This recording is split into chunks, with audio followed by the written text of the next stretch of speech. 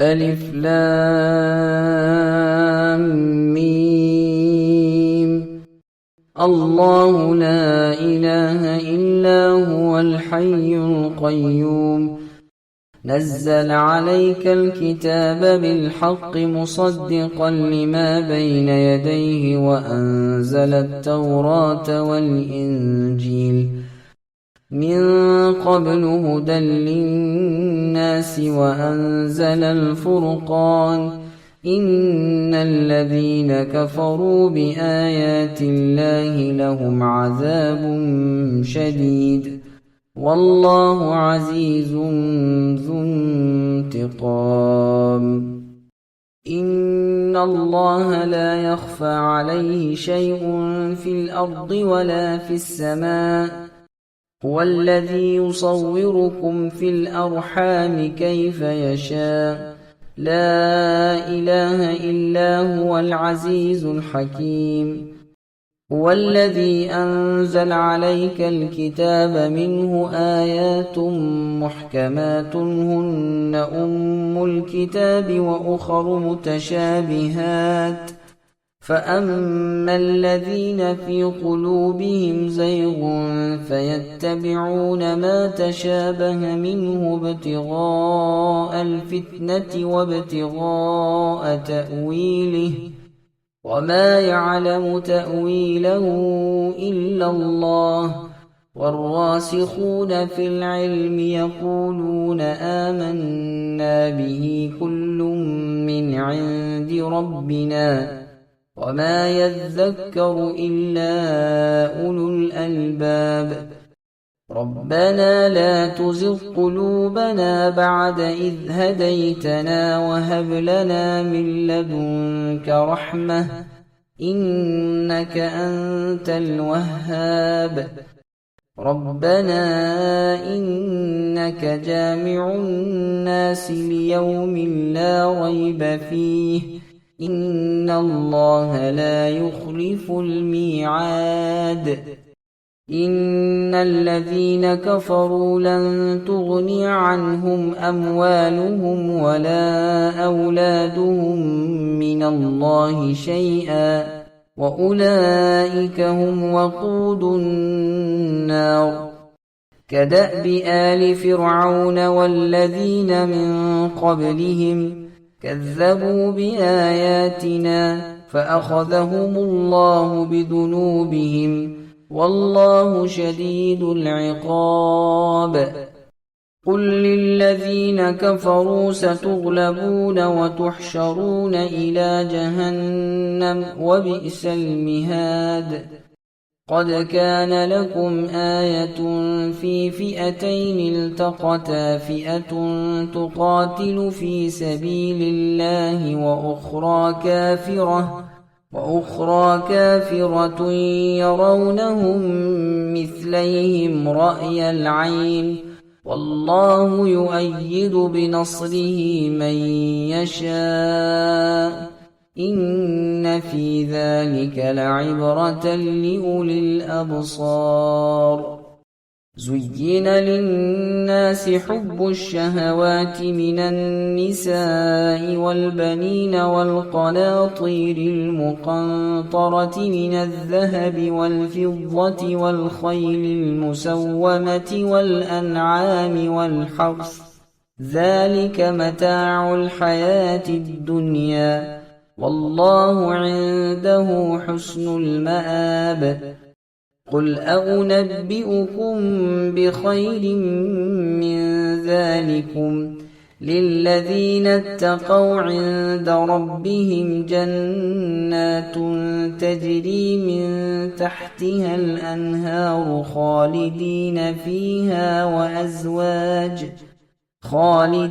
فيها وأزواج مطهرة ورضوان من الله والله بصير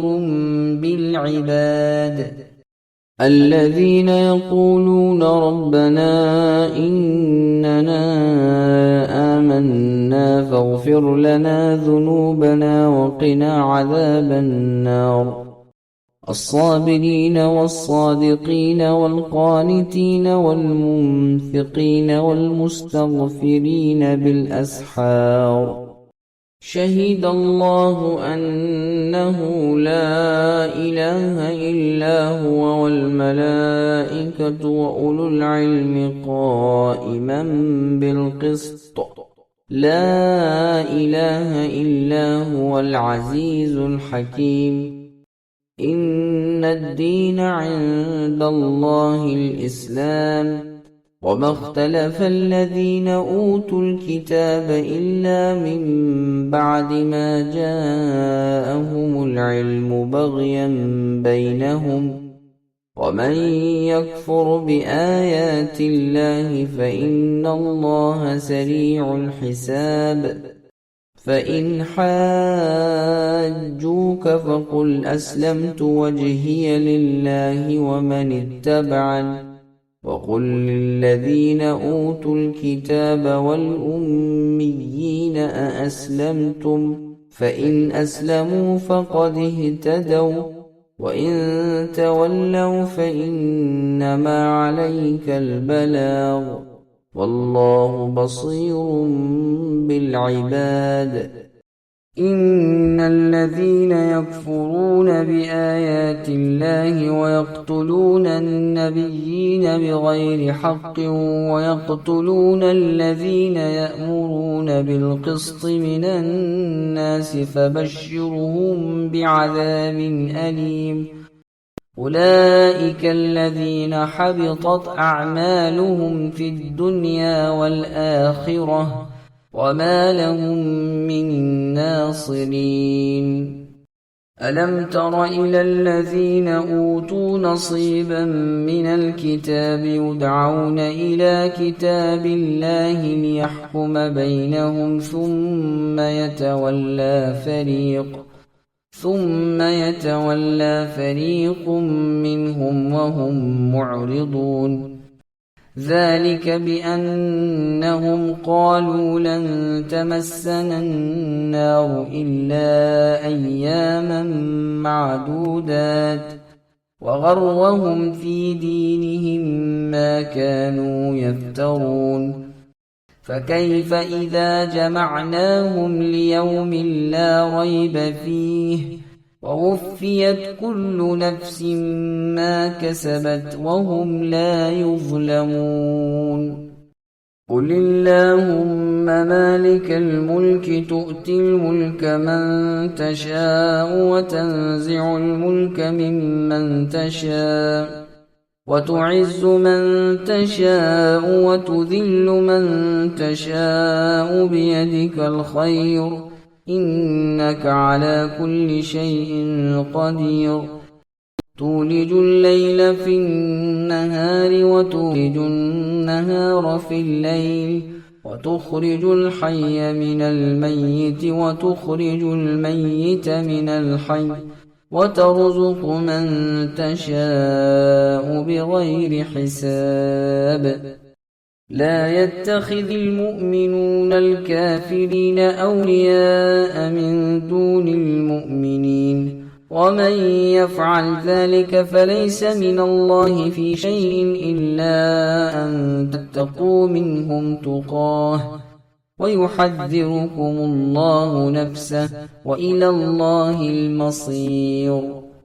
قل إن تخفوا ما في صدوركم أو تبدوه يعلمه الله ويعلم ما في السماوات وما في الأرض والله على كل شيء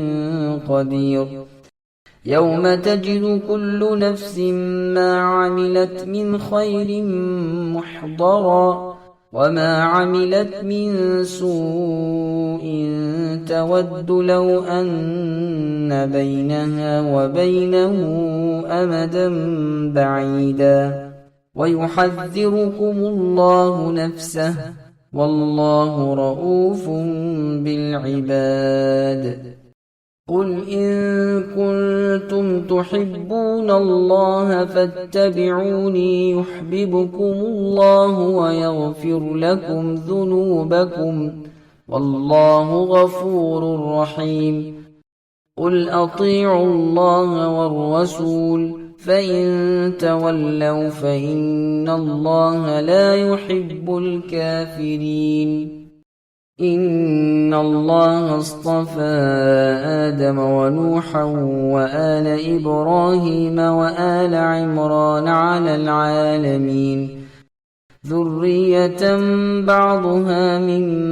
بعض والله سميع عليم إذ قالت امرأة عمران رب إني نذرت لك ما في بطني محررا فتقبل مني إنك أنت السميع العليم فلما وضعتها قالت رب إني وضعتها